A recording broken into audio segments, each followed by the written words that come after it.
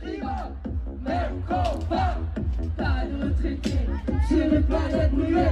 Retraite, climat, même combat, pas de retraité sur une planète brûlée. Retraite, climat, même combat.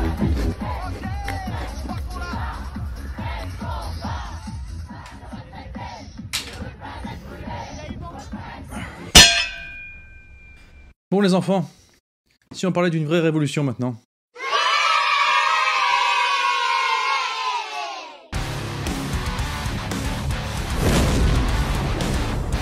Ça y est, j'ai enfin pu voir le fameux film d'ultra-extrême Uber-droite dans lequel, selon Libération, chaque phrase a été remplacée par le bruit d'une botte allemande de 1940.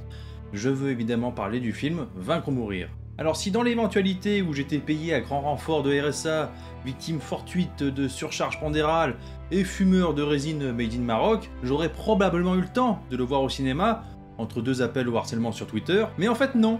Figurez-vous que j'ai une vie de famille décente, régie par des valeurs qui n'existent bientôt plus aujourd'hui, et ça demande du temps ces choses-là, hein?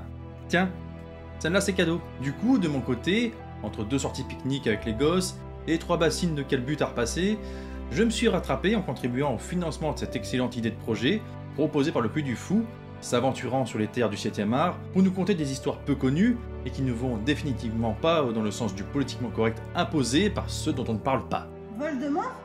Mais non, bordel de merde! Ces putains de gauchistes de merde!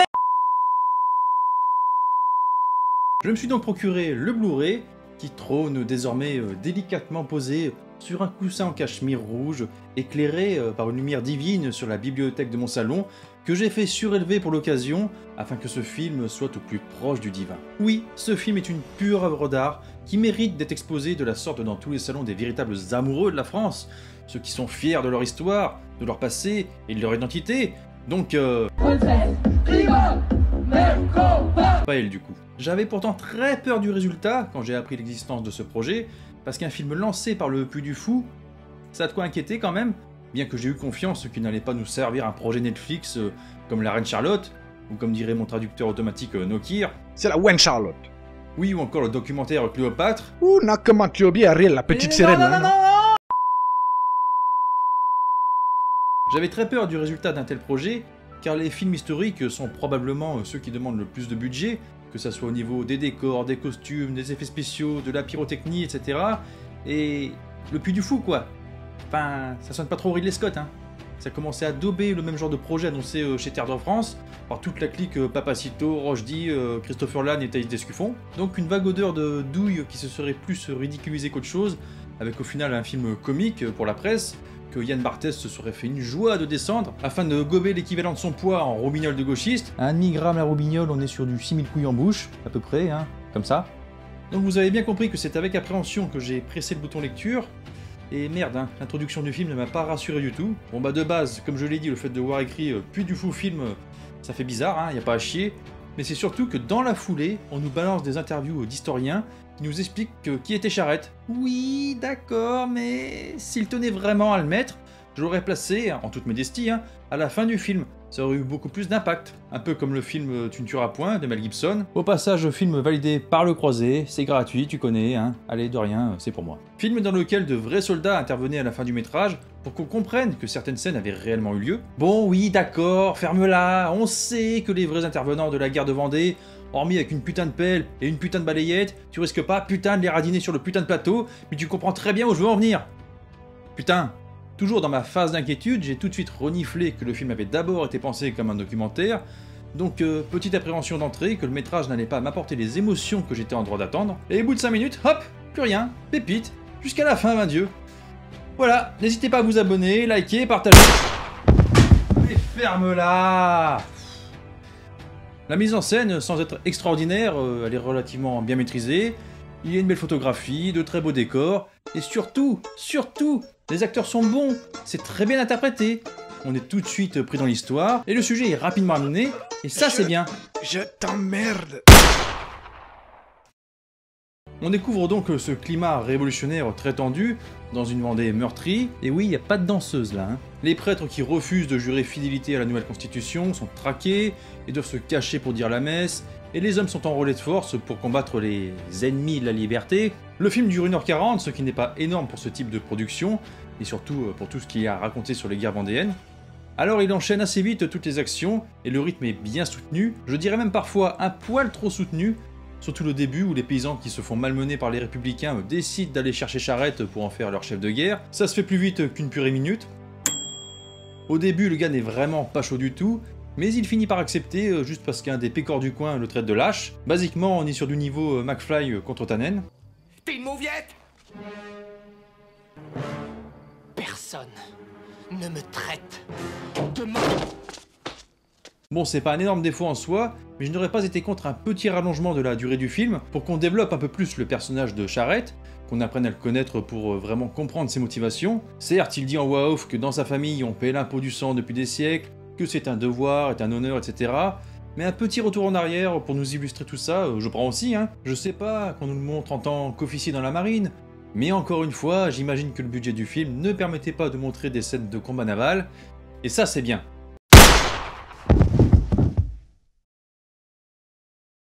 Non, c'est chiant. Son acceptation reste tout de même très bien mise en scène et crédible. On voit sa sœur qui l'aide à mettre son uniforme sur une très belle musique, une belle lumière. Oui, c'est pompé sur le dernier samouraï, quand Tom Cruise met l'armure avec l'aide de sa jolie japonaise. Mais peu importe, ça reste très efficace. Il y a quand même du positif avec un rythme aussi rapide, c'est qu'on ne s'ennuie à aucun moment, le film ne traîne pas du tout en longueur, les dialogues sont tous utiles en ne disant que l'essentiel, pas de phrases qui partent dans des délires philosophiques pour étudiants de Sciences Po qui aiment se masturber le cerveau sur des sujets dont tout le monde se fout. Là on se concentre juste sur l'action, sur les stratégies à mener pour accéder à la victoire, et lorsque ces stratégies ne payent pas, l'établissement d'un plan B. On se concentre donc uniquement sur les faits, sur les événements les plus importants de cette période, et sur tout ce qui a joué pour en arriver au résultat que nous connaissons aujourd'hui. Je rappelle que le dit résultat, c'est ça. À ce niveau, ce film devrait être présenté dans tous les collèges et lycées de France, afin de présenter aux élèves une image moins manichéenne de la Révolution française. Ah mais j'oubliais. Ah bordel, mais du coup ça marche pas. Vu que c'est la République qui a gagné, c'est elle qui choisit ce qu'on écrit dans les manuels scolaires. Bon bah non, du coup rien. Charette, accompagné de ses rebelles, est également rejoint par quelques femmes, parce que bon, faut bien bouffer, hein, dont la comtesse Adélaïde de La Rochefoucauld, on les appellera les Amazones, et malheureusement, encore une fois, le rythme effréné ne permet pas de développer correctement ces seconds rôles. Là aussi, j'aurais aimé une petite rallonge pour qu'on en apprenne un peu plus sur eux et sur leur motivation. Elle, par exemple, elle se contente juste de rentrer dans la tente de commandement de Charette, de dire bonjour, je veux combattre. Les gars se marrent, normal, hein, et elle dit oui, mais j'ai un gros pistolet. Et Charette dit bon, d'accord, on a besoin de fusil. C'est pas gravissime en soi et ça ne nuit en rien au développement du récit.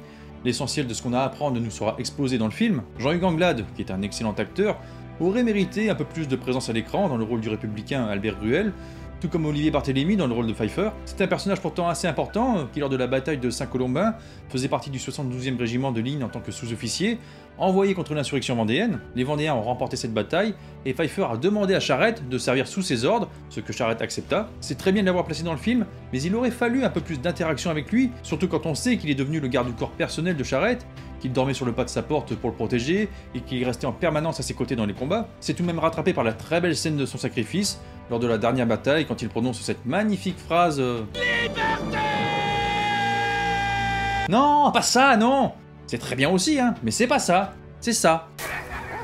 Faut que vous viviez, mon général. Là, je vous avoue que j'ai eu le petit frisson qui m'a délicatement caressé les bourses. Ensuite, ce qu'il y a d'un peu dommage également, c'est que les grosses scènes de bataille ne sont pour la majeure partie pas montrées, mais racontées par la voix off de Charette. Oui, le budget, on en a déjà parlé, tout comme les figurants, vraiment pas assez nombreux. Et non, on n'est pas sur du Braveheart, mais si les gars avaient eu le pognon pour nous montrer d'énormes batailles rangées et si les personnages avaient été un peu plus développés, ce film aurait vraiment atteint la perfection selon moi. Gardons tout de même à l'esprit qu'il s'agit d'un premier pas dans l'univers du cinéma pour le Puy du Fou, et bordel, ils s'en sortent vraiment pas mal. Il y a énormément d'émotions qui s'en dégagent, je pense notamment au passage où les Vendéens se recueillent tous sur la place où les membres de leur famille ont été guillotinés, encore rougis par leur sang. D'ailleurs à ce niveau, le film ne fait pas dans la dentelle. Bon, on n'est pas sur de Evil Dead, hein, la vidéo est juste là, hein, abonne-toi. Et il illustre bien les exactions commises par les révolutionnaires, qui n'hésitaient pas à fusiller, empaler, brûler, guillotiner, hommes, femmes et enfants, s'ils n'adhéraient pas à la cause des partisans de la liberté. Partisans qui n'ont pas hésité à laisser mourir un enfant de 10 ans parce qu'il les dérangeait un peu trop. Ça me fait penser à un autre style de mouvement qui a vu le jour récemment. Et on en reparlera une autre fois, on a dit une vidéo sur 2, rappelez-vous. Donc oui, c'est tout de même assez sanglant par moment, et ce film a le mérite de ne pas édulcorer la réalité. Ah putain, ça fait du bien et ça faisait longtemps. Très ému par la fin également, encore une fois, une petite ref à Braveheart, de la manière dont Charrette a quitté ce monde, en restant digne, en nous rappelant que la France a vraiment besoin du retour d'hommes de cette trempe par les temps qui courent. On parle beaucoup de Braveheart depuis tout à l'heure, et c'est vrai qu'on peut facilement faire un parallèle entre les deux œuvres, mais de mon côté, il m'a plus fait penser au film The Patriot, encore une fois avec Mel Gibson pour le coup, dans la façon dont les Vendéens menaient leurs embuscades sur les Républicains. Je soupçonne une forte inspiration de la part des réalisateurs, ce qui n'est pas une mauvaise chose, bien évidemment. Même si les plus grosses batailles ne sont pas montrées, les scènes d'embuscade, elles, le sont, et il y en a quand même pas mal, donc finalement on peut dire qu'il y a tout de même de l'action dans ce film. Et même ces scènes-là sont bien filmées et bien adaptées au petit budget, les réalisateurs usent de plans serrés pour compenser le faible nombre de figurants, il y a des cuts bien placés pour les coups d'épée qui montrent juste ce qu'il faut sans qu'on détecte l'artifice des fausses blessures. La lumière et les cadrages sont idéalement pensés, ce qui fait que ça passe sans avoir besoin de cracher, et même si ce n'est pas Hollywood, on y croit. Messieurs, respect. Ce qui est également mis en lumière, c'est le principe de royauté et tout le côté sacré qui en émane, ainsi que la dévotion des hommes, dont Charrette faisait partie, envers elle. Le roi était bien plus qu'un simple être humain, il était le cœur du pays, les royalistes étaient prêts à sacrifier leur vie pour sauver Louis XVII, alors à peine âgé de 10 ans. Charrette était même prêt à un compromis avec les révolutionnaires, uniquement dans le but d'obtenir la promesse qu'aucun mal ne serait fait au jeune roi, et c'est lorsque ce dernier meurt que Charrette décide de se lancer dans une guerre dont il sait qu'elle sera fatale pour lui et ses hommes. C'est un film qui ose remettre les pendules à l'heure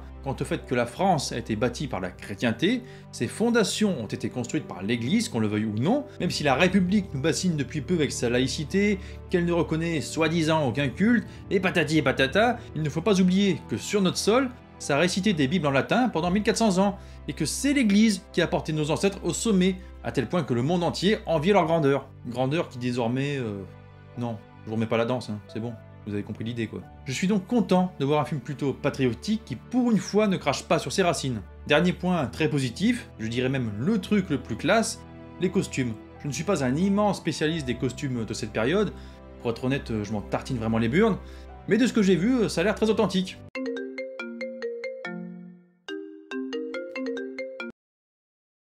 Oui, nota bene? Non mais ça va, j'ai dit ça a l'air authentique, ça a l'air. C'est bon, détends-toi un peu là. Casse les couilles.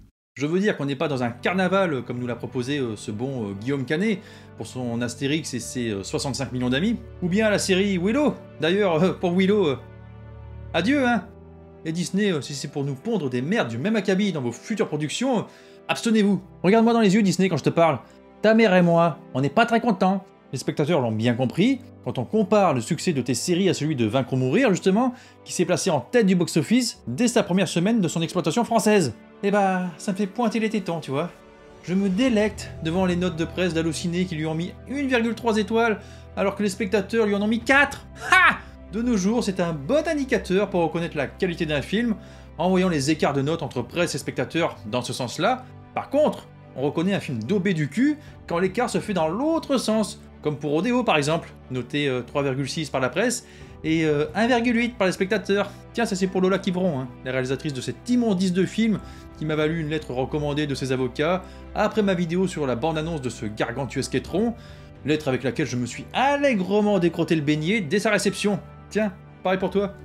Amuse-toi avec ça.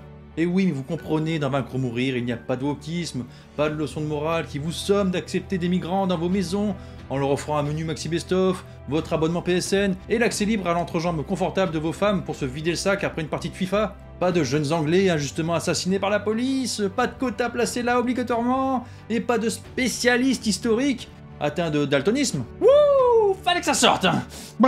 Vaincre ou Mourir, c'est un film historique tout simplement, qui vous raconte une partie de notre passé, passé dont peu importe ce qu'on vous en dira, devrait vous rendre fiers. Soyez fiers d'être ce que vous êtes, de vos racines, de votre culture. Ne laissez personne dire que vous devez avoir honte de votre histoire, de votre religion, de votre couleur de peau. Ne laissez personne insinuer que vous seriez privilégié et que vous devriez demander pardon pour ce qu'ont pu faire vos ancêtres. Non, vous êtes fiers de ce qu'ils ont fait. La France est un immense pays, parsemé d'histoires, qui se doivent d'être racontées à nos enfants pour faire naître en eux l'amour de leur patrie et les rendre fiers des hommes qui sont tombés dans le passé pour qu'eux soient debout aujourd'hui. Je finirai donc cette déclaration d'amour impromptue par d'énormes remerciements pour le Puy du Fou et pour cette noble entreprise qu'ils ont décidé de mener en dépeignant l'histoire de France au cinéma. C'est d'utilité publique, ce film est le miracle que je n'attendais plus, et je suis impatient de voir la prochaine production.